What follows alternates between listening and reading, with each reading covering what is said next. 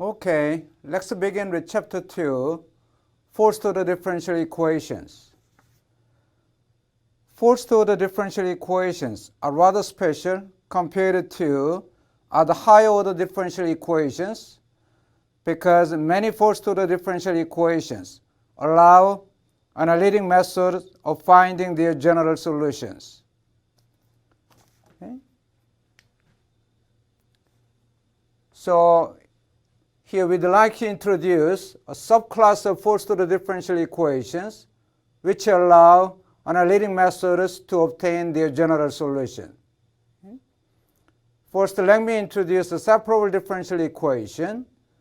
A first order differential equation is called separable if it is of the form the y prime is equal to g of x times h of y. In other words, this right hand side is a product of a function which is a function of only one variable x and another function h which is a function of only y variable.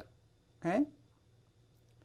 For example, consider the y prime is equal to x minus 2xy over y squared minus 3. Okay?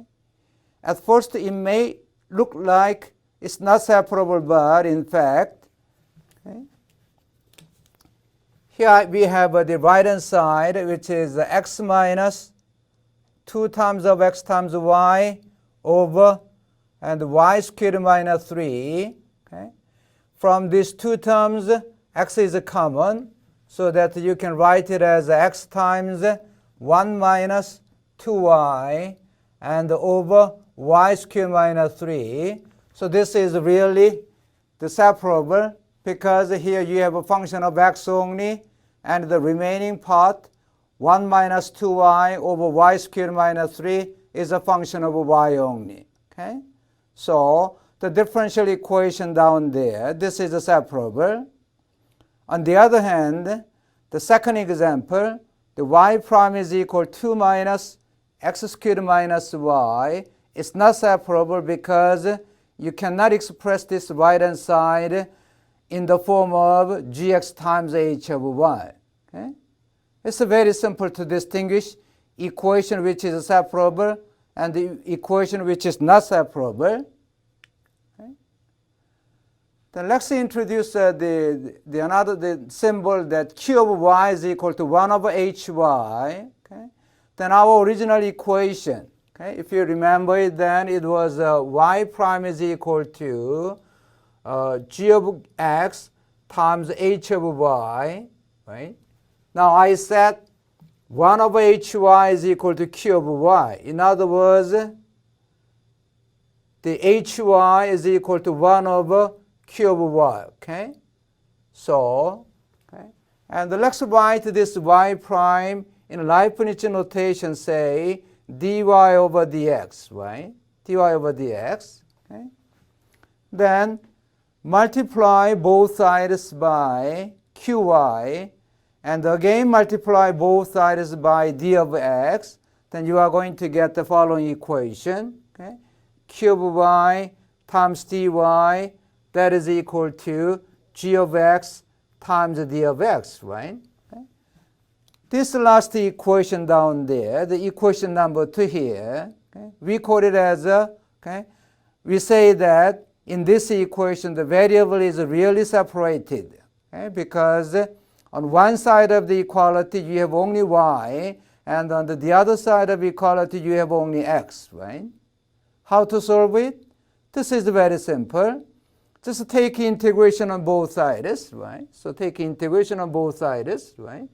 Then, from this left-hand side, let's denote by the capital Q of y to be any antiderivative of little q of y. Okay? Then, through this integration, you might get an integral constant c sub 1. Okay?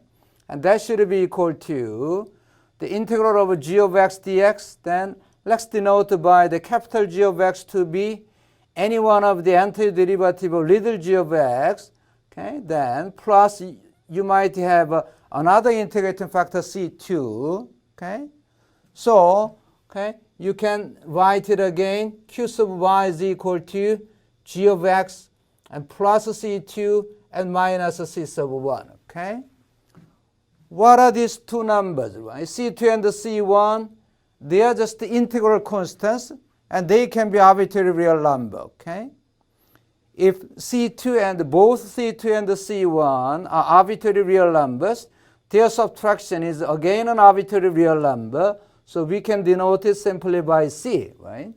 So we get this form down there. Q of y is equal to g of x plus arbitrary constant C, okay?